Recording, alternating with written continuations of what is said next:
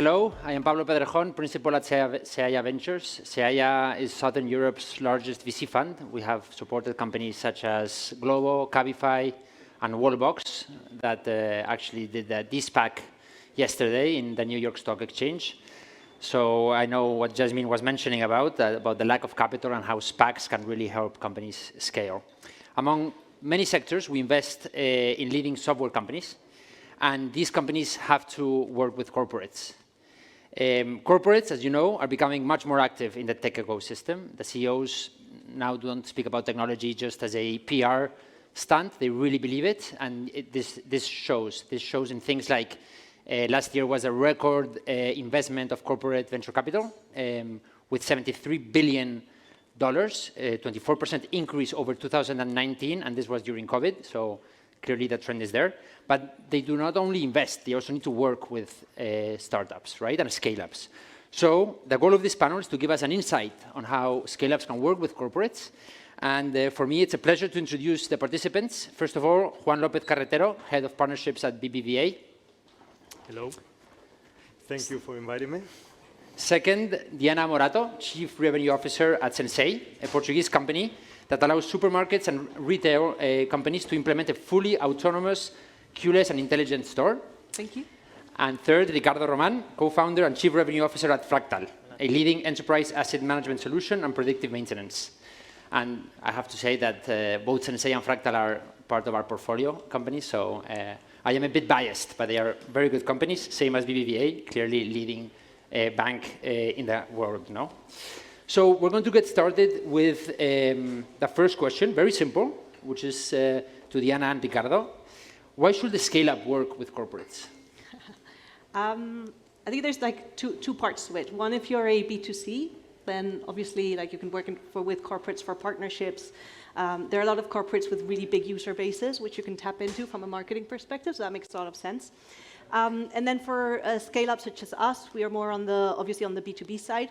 It makes a lot of sense also to work with corporates that are very aligned with what it is that we want to do. So in our case, for example, as you mentioned, we build autonomous stores with retailers. We have been working with Sonae, which is Portugal's largest retailer. And obviously the work with them helps us implement our solution in their stores. And they're helping us not only obviously in terms of credibility, because it's not the same to go to an event and say, I work with this huge corporate, but also from a product market fit perspective. So obviously, if you're working with the right corporate who is very aligned with what you want to do, then it makes sense also that they can help you develop the product in a better way.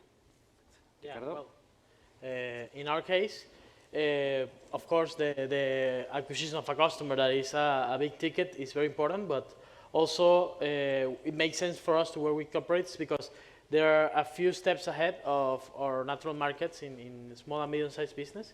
So when we develop something for a big corporate, that will be implemented in a future for these other customers of ours. Also, it gives you network effect because sometimes they use your solution and they roll it out to providers and people that are related to them. So the network increases and it makes a lot of sense to target these companies because, well, they help you all around in the growth of the company beyond the sales ticket that you can take in the first step. Perfect. And Juan, why should a corporate work with a scale-up? Well, many reasons. The main one is innovation. There is a lot more happening out there in the field with the small companies that we can invent inside, is the innovator's dilemma. No? So both for partnering and going after new revenue, but also as vendors to us and solving problems that we have is a much quicker way than trying to copy, invent, create. Many times is the fastest way to get access to that innovation. Great. So this was the easy question because this is very, happy. But we all know about operational challenges when scale-ups and corporates work. We discussed it at the board meetings. A lot of times, to which extent should they scale up, bend over backwards to adapt to the requirements of a corporate? That might be a distraction for the scale-up. That might not be, scalable for other corporates. But on the other hand, there's, huge advantages of working with a corporate, right? So it's a very difficult line. And then on the other side, on the corporate side, the same thing happens, right? Like, you have your own processes, which might be legacy, or they might work very well for the corporate, but they are not ready maybe to adapt to what a scale-up software solution demands, no? And this is the key question, right? Because this is where things get difficult, and I would love to hear your thoughts about this issue, no? And how you strategize around this.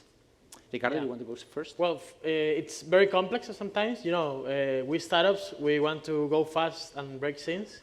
And we're talking to people that want some stability on their job. They don't want to risk their position because some mistake they did in this process. So in many cases, you have to adapt. Maybe normally you just sign the purchase order or send the credit card, and that's the deal. But with corporates, you have to sign contracts and pass some audits, and that can take some time. Well, when we were very little, that was a big problem because the time that I didn't spend selling, I had to spend filling these documents. But once you get to a certain level, that can be sorted out. You can work with these companies at the pace that they require while still be moving fast in other areas. And product-wise, we have a rule, and be it whoever it is, we don't break it, and something that is going to the main product has to be accessible for at least 70% of our customers, has to add value to 70% of our customers. If it doesn't add value to 70% of our customers, we do it through an external integration. So in that case, well, we help, we've managed to develop very complex solutions to corporates while still maintaining the right, or the focus that we want the product to have in the Diana? I think, so Ricardo's touched on it really well. So one of the things to take into account, I always think of two things. One is how aligned, as a startup, or as an entrepreneur, you're always completely focused on, or you have to be completely focused on what you're trying to solve, right? You generally have a very short runway, although your investors help, but you're always on the clock. I always tell my teams, we're on the clock. So you really have to make sure of two things. One, that it is the right corporate to be working with. So, we don't work with anybody. The same way as they select you, you also have to be selective of who you work with. Secondly, obviously, it has to be aligned, especially when we then start thinking about all the product adaptations that they generally ask for. You need to make sure that that's aligned with your long-term vision of where you want to go, just to make sure that they're not taking you, with the best of intentions, that they're not deviating you from where you actually want to go. And then I'd say the third point is runway again. Right, so you have to take into account have kind of prediction of how long it's going to take you to close that deal, how much effort you're going to have to put into it, and whether it makes sense for you at this very moment to be working with that certain corporate. So it might be a great corporate to work with, but maybe it might not be the right time if I'm going to make it up, but if you have a 2-month runway, it's probably not the best time to start working with a Telefónica, although they might be great partners for you, right? So those are the three things that I'd add to what you mentioned. Great.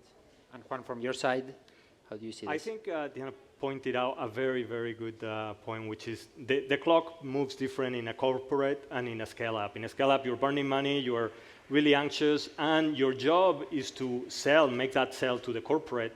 In the corporate, things are different. Maybe for the business unit that you're selling to, your agreement is not the day job. It's a side thing that if I have another urgency, I'm going to put it to the side and then retake. And of course, the decision-making in corporates is very convoluted, Byzantine, I might say.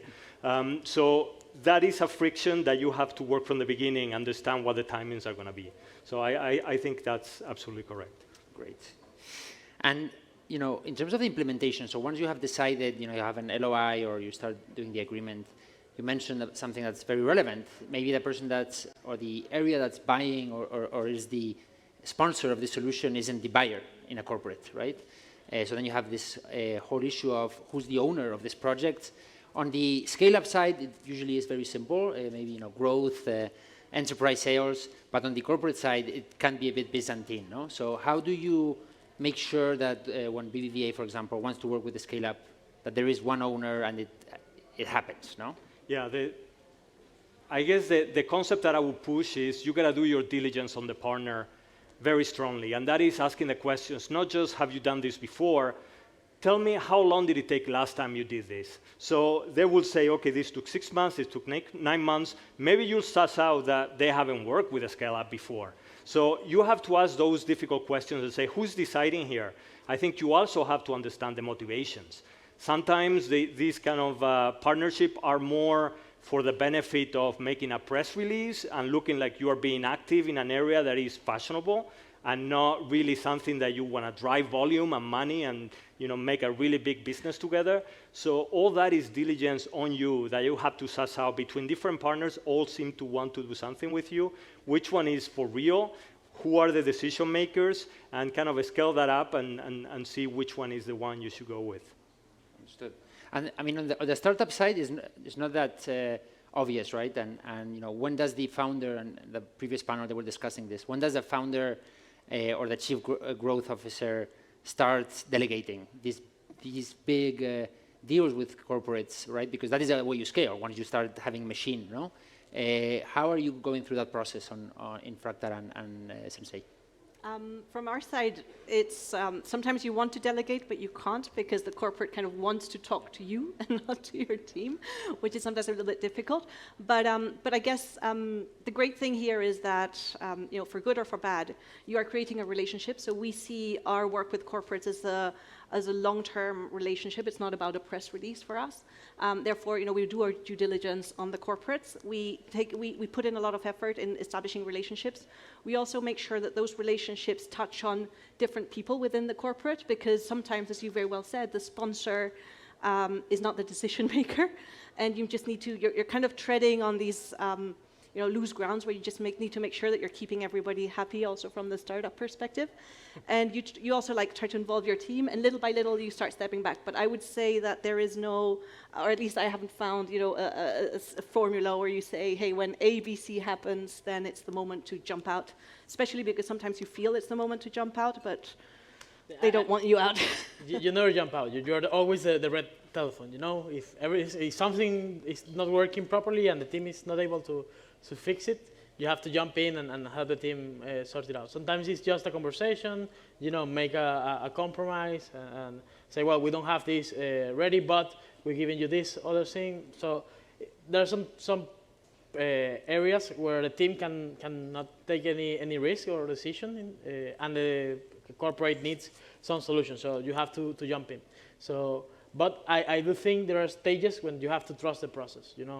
Be it any customer that it is, you say, well, we've worked with the team, they are trained, they know what to do, we'll let them do their job. And that helps a lot to release all the tension that you have for these kind of big deals that are very stressful at sometimes, but you need to trust your team also and let them know that they are responsible also for these deals. In terms of the end goals, right, in this relationship between corporates and scale-ups, you have acquisition, right? That could be one. Investment, as we were mentioning before, it could be client-supplier relationship.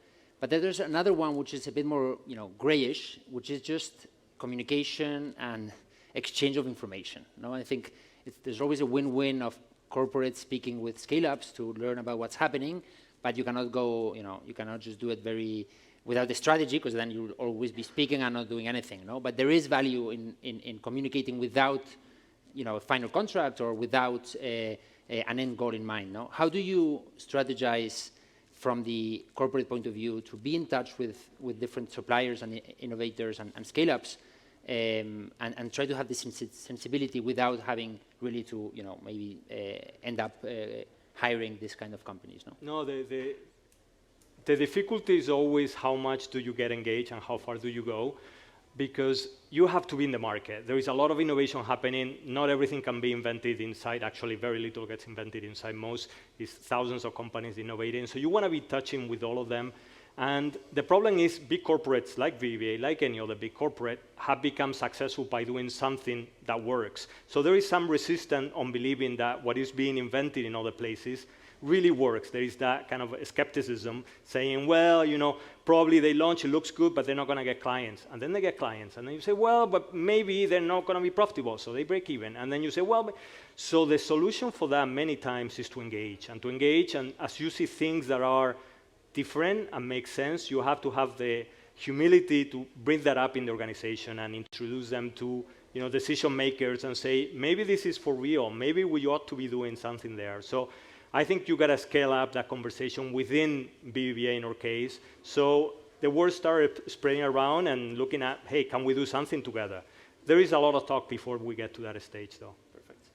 And on the scale-up side, Ricardo, you were mentioning that when you look for a product, to see if you prioritize a feature, your standard is 70% of your current clients have to use this feature, right? But maybe, with that thought process, maybe you're losing, your future clients, right? Because you're always looking at your current stock of clients, no?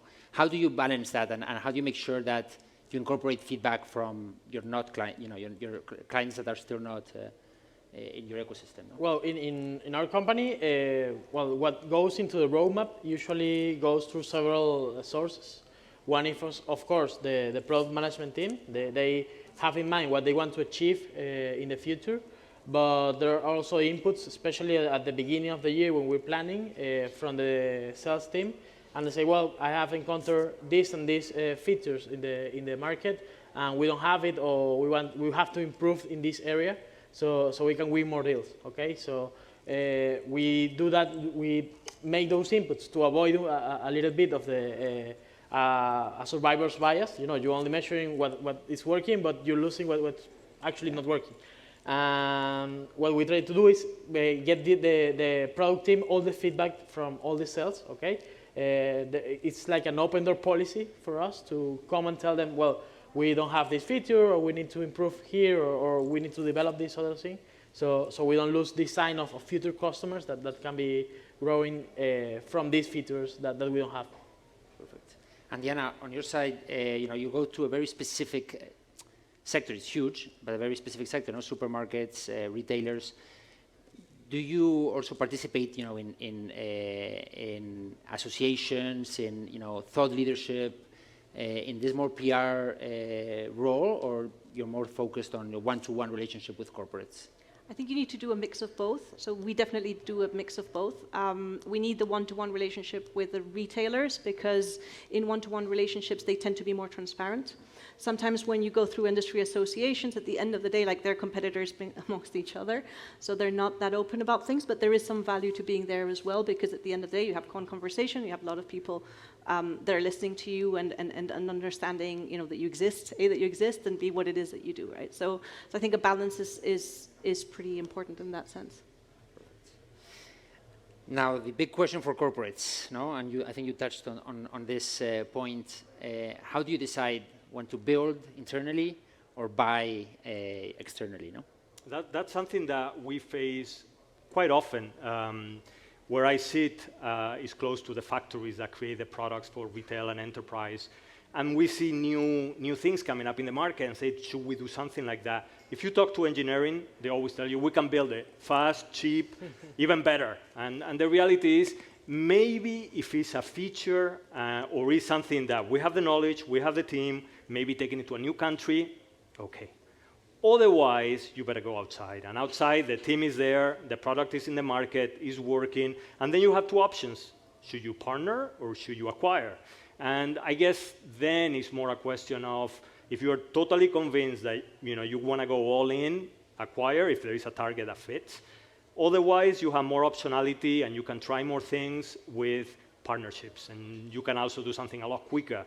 I think those are more or less the three things we look at. I think building, it takes a lot longer than most people think. Yeah, I think at the board in Fractal, a lot of times we speak about this corporate says they have an internal solution, so we just postpone it 6 months because they're going to reach out in 6 months anyway, because when the internal solution doesn't really work as well as they thought, no? And I think that's a process, and that's why it makes sense to engage and just have this communication, no? And then, we've seen an evolution in the last few years, I think globally, with all these corporate innovation programs, right? Which I think many corporates have created them, and many companies have participated. No, I would love to hear your feedback about what works and what doesn't work, and what will be your suggestion going forward about these kind of programs. No. Yeah, we have spent years on this. I think we have learned and iterated and learned, and where we are right now is some lessons. The first one is it works better when you have done a lot of previous work identifying where your gaps are, and you go to different business units, in our case, the bank and compliance, or even a marketing unit or whatever, and they say, we have this gap in this product, in this place, in this process, and then you go out and search for answers. When people come to you, many times it sounds interesting, but I think the drive and the push is not going to be the same. Other things, we have now a process very structured called Fast Track, and only a few get in, but once that happens, what we do is we put the business unit that has a problem and the scale up, and they sit together and they say exactly what do they want to get out of this agreement, and very, very detailed. And then we put them in front of the control units, up to 10 different control units. So those problems that sometimes come later in the process, after you've been working for 6 months, somebody in risk or whatever, say something, well, we have tried to put that very front-loaded. So in 4 days, we get through all that. And then it's a lot easier to go. So that's what we have learned. We have to front-load all the problems, and we have to be very, very clear that both sides have clarity of what they want to get out of this. Got it. Jana, on your side? I might be a little bit, counter the general trend here. We like but that. We like that. But there are a lot of corporate programs out there, corporate innovation programs, and it's really easy as an entrepreneur, especially at the beginning, to be tempted to try them all out. Yeah. And I am, I'm super focused, and I always think, okay, so how aligned are they with what it is that we want to do? Does it really make sense to put all that time into that effort? Are they taking us in the direction that we want to go with?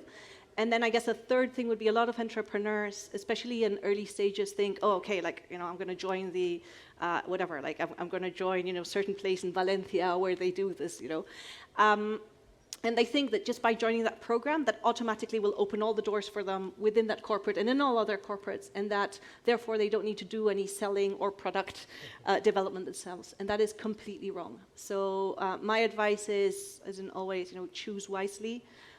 Less is more. And obviously, if you do it, go all in. But less is more. Yeah.